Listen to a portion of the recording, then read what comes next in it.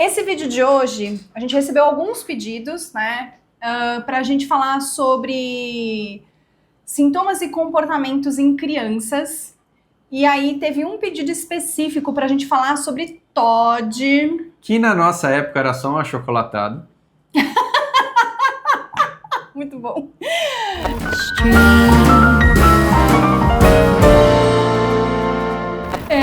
Então a gente trouxe 3 principais siglas, né, que são usadas hoje para rotular crianças, que é TOD, Check, eu tinha. TDAH Check, foi diagnosticado. e TAG, Essa não.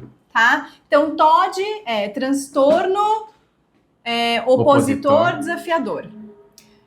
TDAH, transtorno de déficit de atenção e hiperatividade. E TAG, transtorno de ansiedade generalizado. Agora, olha só que interessante. Começando por essa palavra aqui, transtorno. Estão dizendo que essas crianças são um transtorno. Não estão olhando mais para a criança, estão dizendo que ela está, de alguma forma, com algum defeito. Que é o tal rótulo, né? Então aqui, o primeiro convite que a gente faz para vocês é tirem os rótulos. A criança, ela é um indivíduo, ela é um ser que sente, né? Ela tem as suas próprias percepções. Então, claro que mais ou menos do 0 ao 7, a gente precisa olhar para o que está acontecendo, até antes disso, né? Quando a gente fala de pré-concepção, como é que estão esses pais, o que está acontecendo na vida desses pais. Quando a gente fala na concepção, como é que é essa concepção? Ela é afetuosa, ela é um apaziguador de brigas, como é que é, né? Como que foi essa concepção? O que essa criança passou durante toda a gestação inserida naquele ambiente familiar, nos medos da mãe e do pai. E a gente precisa olhar para o que os pais sentem, percebem, é claro. Porém, a criança, ela já é um indivíduo, ela tem os próprios medos, ela tem as suas percepções. Então, precisamos olhar para a criança e, na medida do possível, tirar esses rótulos. Porque uma coisa que sempre vem pra gente, né? A gente abre caixinha de sintomas lá no Instagram. O que é isso em crianças? E isso aqui em uma criança de 2 anos de idade? Gente, é tudo igual. A criança é gente.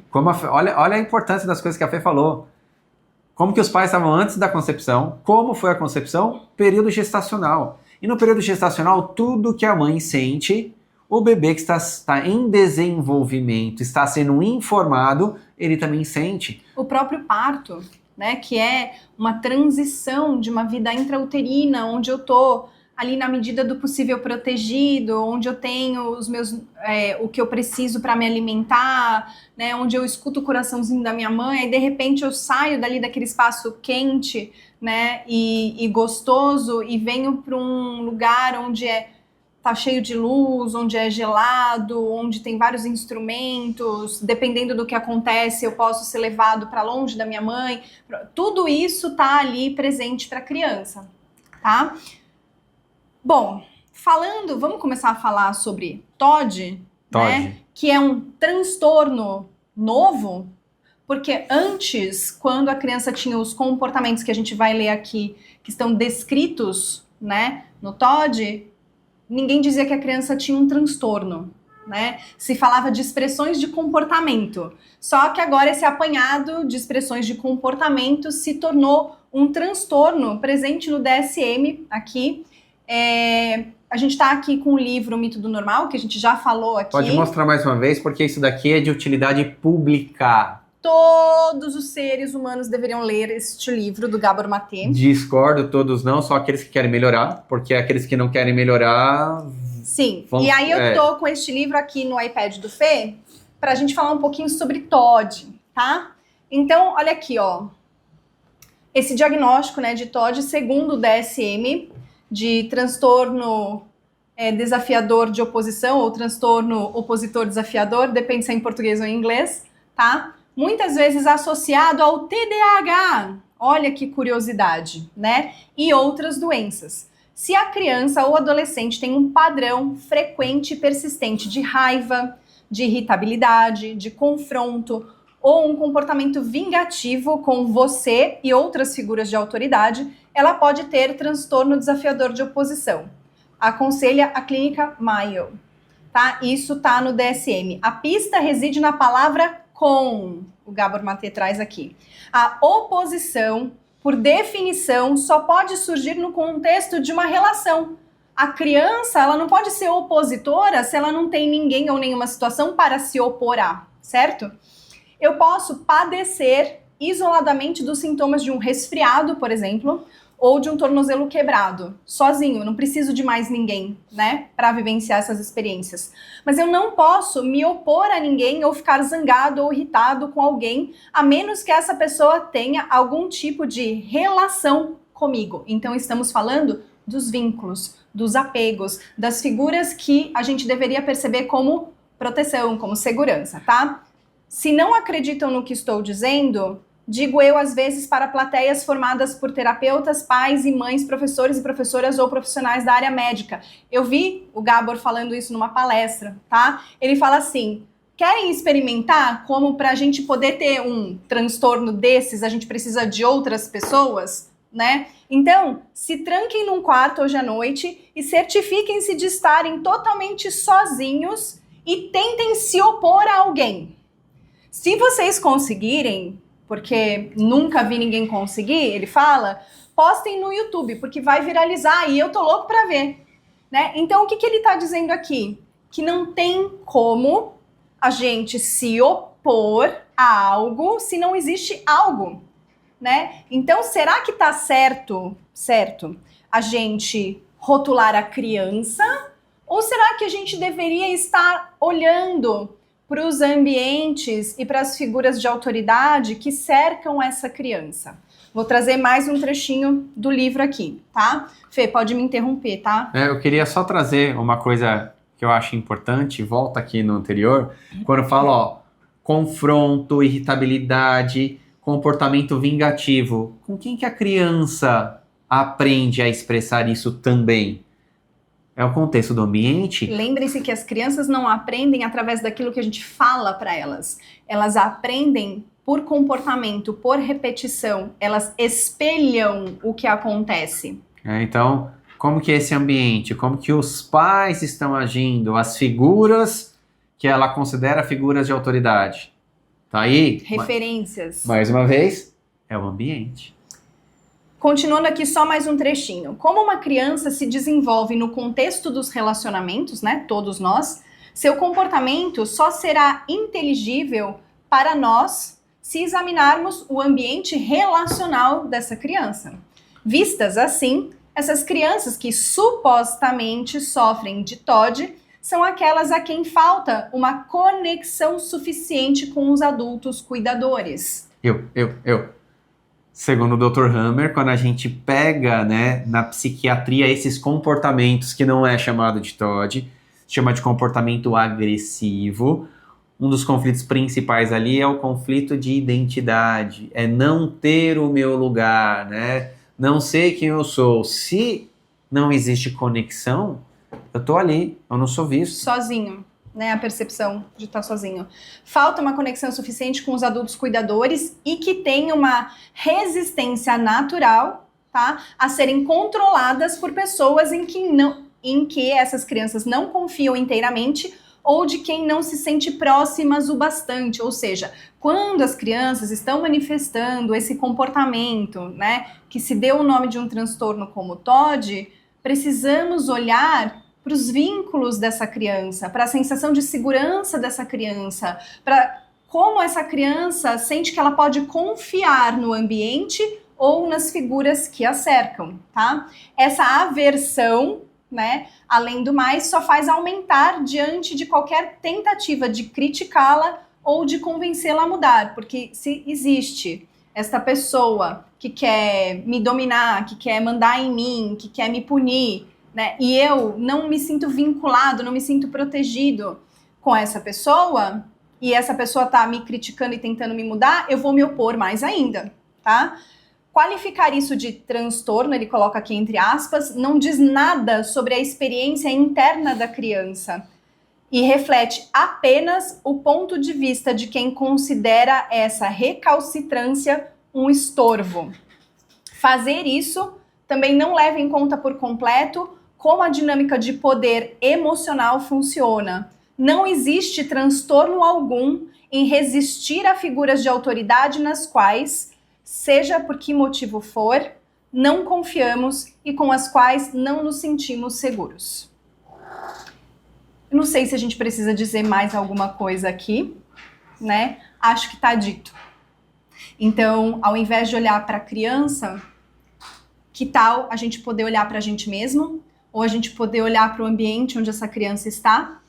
Porque talvez, só talvez, a criança esteja expressando algo, uma dor, uma falta de confiança, uma falta de segurança e uma resistência a figuras de autoridade que talvez não passem para ela essas sensações. E aqui a gente não está julgando comportamentos, a gente não está dizendo que os pais não se esforçam, que os pais não estão presentes ou que a escola está negligenciando de alguma forma, nem nada disso. Lembrando, é a percepção da criança de não poder confiar, é a percepção da criança de falta de segurança, de falta de vínculo, de falta de conexão. Então, será que rotular e medicar crianças soluciona as questões que nem dentro delas estão? Me veio aqui, eu vou puxar um pouco sobre o pensamento sistêmico, coisas que o Bert Hellinger trazia, né, em relação a quando a gente critica os nossos pais.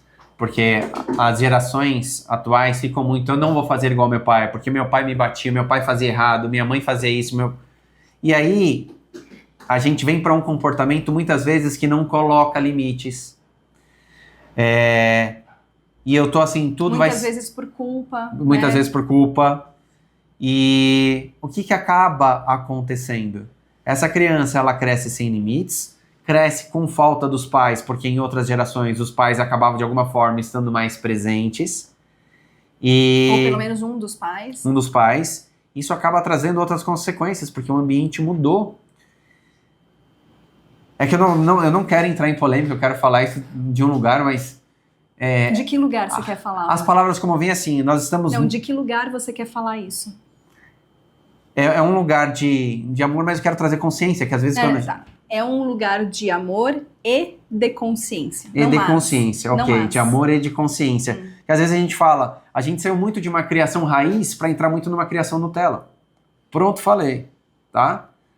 Pra gente pensar, opa, como que eu posso dar limite pro meu filho? E às vezes não é só isso, tá, gente? O Fê tá trazendo aqui uma das questões que podem surgir nisso.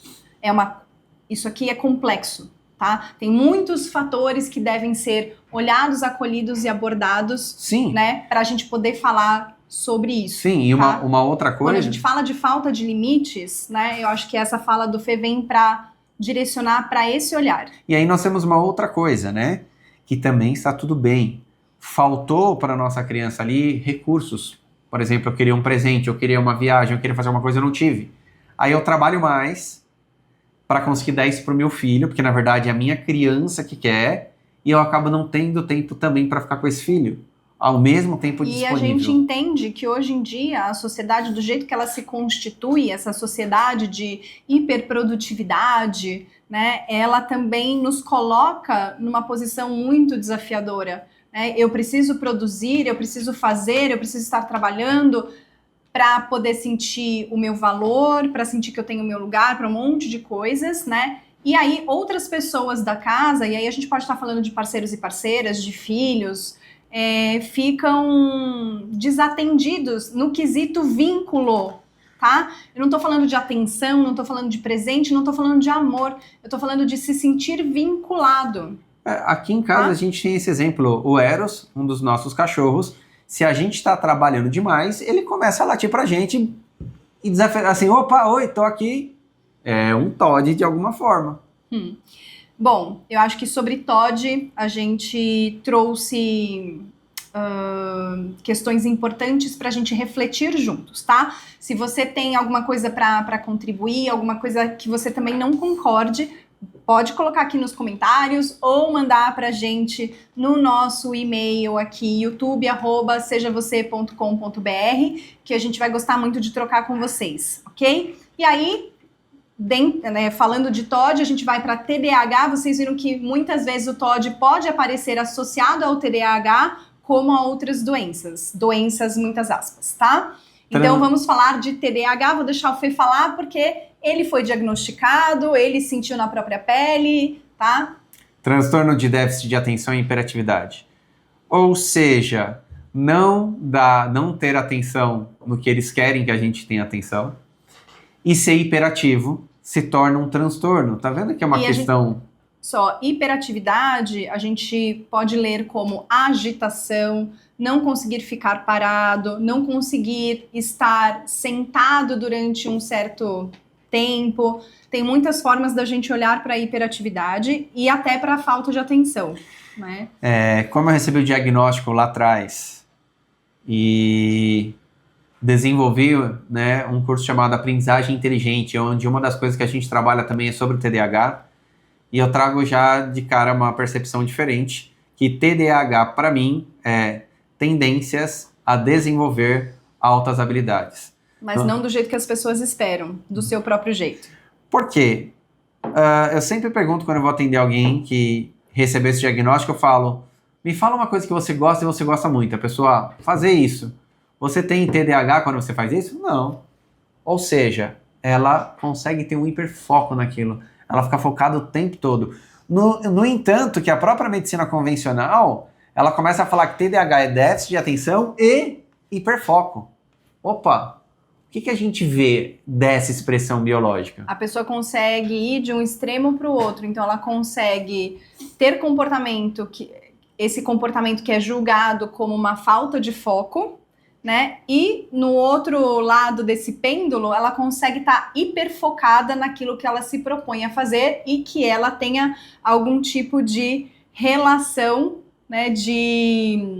Como é que fala? De gostar, ser apaixonado. Exato. Então, aqui, quando de afeto. Quando a gente olha para os conflitos biológicos, né? Eu estou dentro de uma situação onde eu sinto que eu tenho que ficar calado e que eu não posso me expressar. Então pensa, né, a criança numa aula chata pra caramba e ela não quer estar ali. O que faz? O cérebro vai?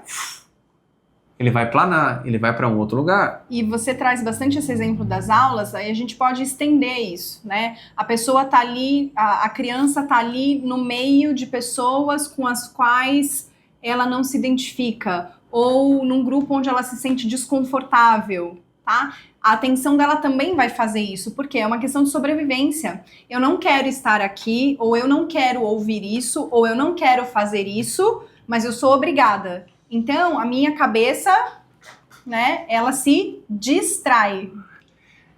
Quando eu pegava... Será que se distrai? Quando eu pego o boletim do ensino fundamental, eu tirava nota máxima em educação física.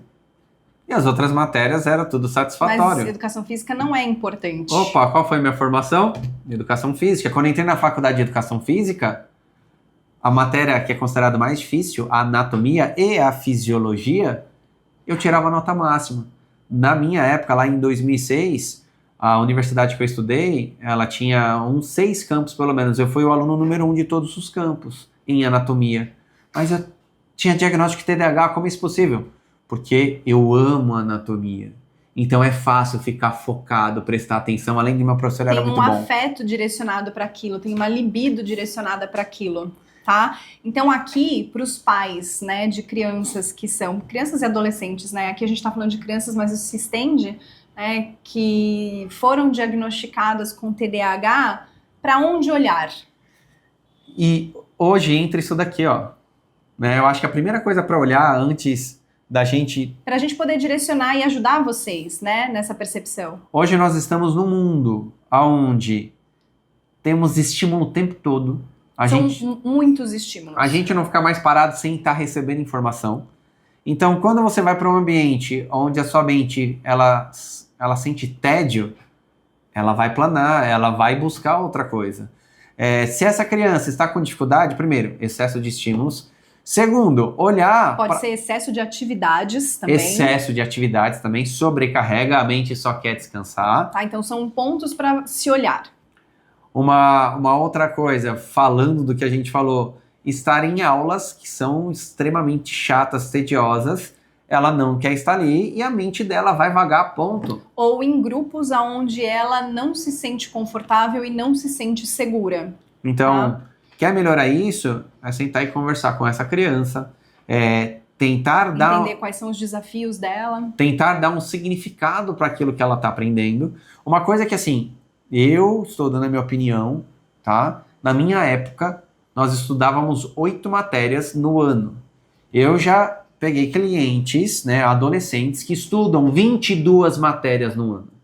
Gente, aonde está o erro? É no cérebro dessa criança e desse adolescente que estão numa fase onde eles estão se desenvolvendo, eles querem brincar, eles querem se movimentar. Ou o erro está no sistema, inclusive isso que eu estou falando são de escolas particulares. Eu lembrei aqui de uma criança que eu atendi no começo da minha carreira, né? No começo da minha carreira, durante uns anos, eu atendi crianças. E esse menino veio para mim com diagnóstico de TDAH. E olha que faz tempo, hein? Faz 20... É o do cachorro? 20 e poucos anos. Não, esse não tinha diagnóstico de TDAH. E o menino que veio para mim com diagnóstico de TDAH, a gente foi descobrindo ao longo do processo que ele apresentava uma outra dificuldade, que o diagnóstico é de dislexia, né? Então ele tinha dificuldade com algumas letras, então ele tinha dificuldade para leitura, e isso fazia com que a atenção dele ficasse desfocada. Por quê? Porque ele tinha um desafio ali que ele não conseguia superar, que ele se sentia diferente das outras crianças. Então, sempre que ele era convidado a se focar, a ler, a fazer aquela atividade que ele se sentia desconfortável, porque ele se sentia diminuído de alguma forma, ele desfocava e começava a ficar hiperativo. E aí ele começava a cutucar as outras crianças, a querer brincar e tal. Por quê? Porque aquela tarefa estava difícil demais para ele. Tá? Então, precisamos tomar, mais uma vez, muito cuidado com os rótulos, tá? Porque ele veio para a psicóloga com um diagnóstico de TDAH dado pelos professores na escola, tá? Ah, não, ele não para quieto, então ele tem TDAH. E, na verdade, ele tinha uma outra dificuldade, né, quando a gente fala da dislexia, e isso fazia com que todas as tarefas fossem muito desafiadoras para ele. Então, aquilo lá colocava ele numa angústia muito grande, e aí a cabeça dele vagava, e aí ele queria fazer outras coisas. É criança, gente.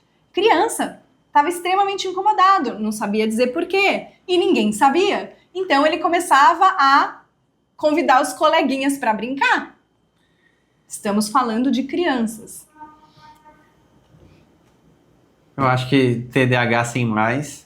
E aí a gente traz uma outra sigla, TAG. né? TAG, transtorno de ansiedade generalizada, que a gente não vê só em crianças, tá? Hoje em dia tá cada vez mais, esse rótulo tá cada vez mais comum para crianças, adolescentes e adultos. E isso entrou mais ou menos, né, em crianças a partir de 8 anos de idade, segundo constam as informações, e vem logo após a pandemia, onde essas crianças ficaram trancadas em casa, estudando de casa, pelo computador. Então teve toda uma mudança de ambiente.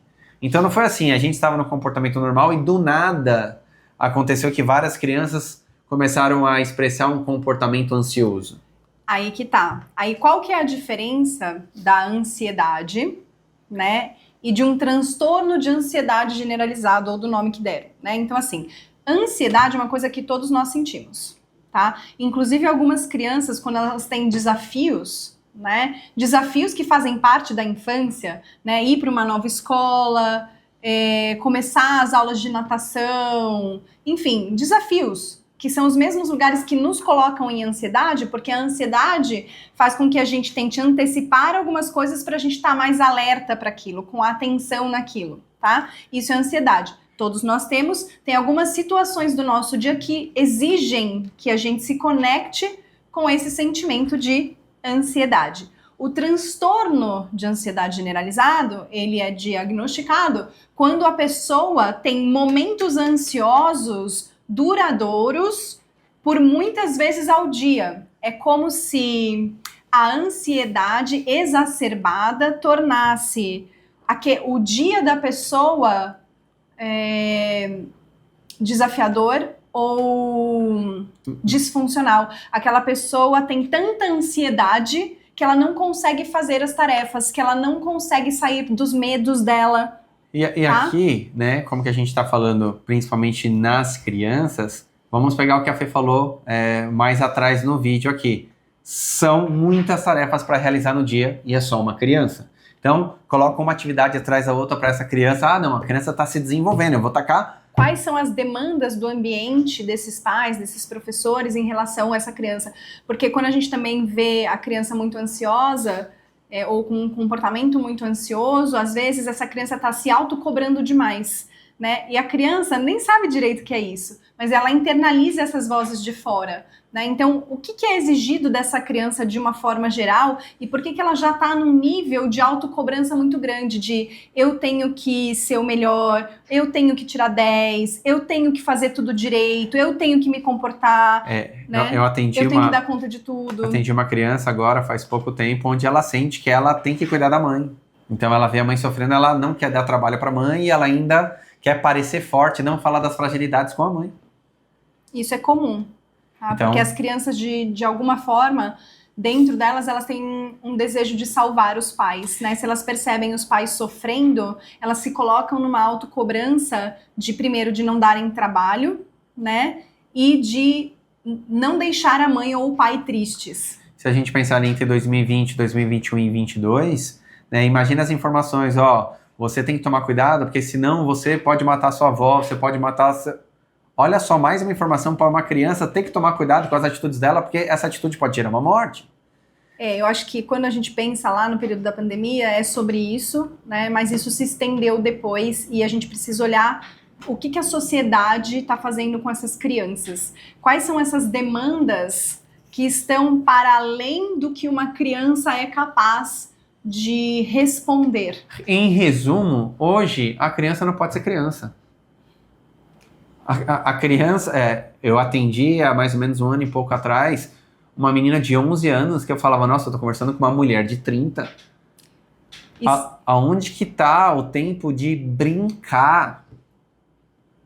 E o brincar é muito importante é importante para os adultos também, sabia? Mas é muito importante para as crianças porque elas estão desenvolvendo muitas coisas, né? A minha pergunta aqui, e aí trazendo um pouco do que o Gabor traz no livro Mito do Normal também, é assim, aonde está a nossa responsabilidade nisso?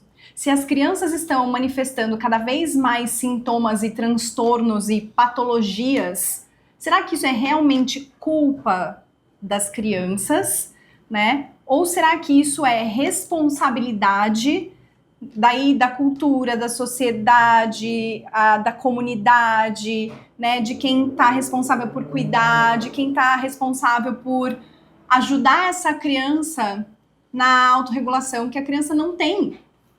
A criança aprende a se autorregular a partir dos vínculos, a partir das pessoas com quem ela se relaciona, né? E se essa criança ela tá tendo tantos transtornos assim, porque antigamente a gente não tinha isso, o que tá errado? O que a gente pode melhorar? Eu não vou falar nem o que tá errado, mas é isso. Aonde a gente pode melhorar como indivíduos, né? Como educadores, como professores, como pais, como governos, como comunidade, como sociedade. As crianças não são um problema. As crianças, elas estão ali simplesmente expressando algo que a gente precisa olhar. Mas, se a gente olhar, aí a gente precisa se responsabilizar. Ui. Então, fica aqui o nosso convite, né? Onde cada um de nós pode contribuir com a sua parte, tá? E pegando a frase do Freud que eu gosto bastante, qual é a sua responsabilidade na desordem que você se queixa? As crianças são um reflexo. Então, tá mais do que na hora da gente olhar para isso. Beijo. Gratidão. E até o próximo vídeo.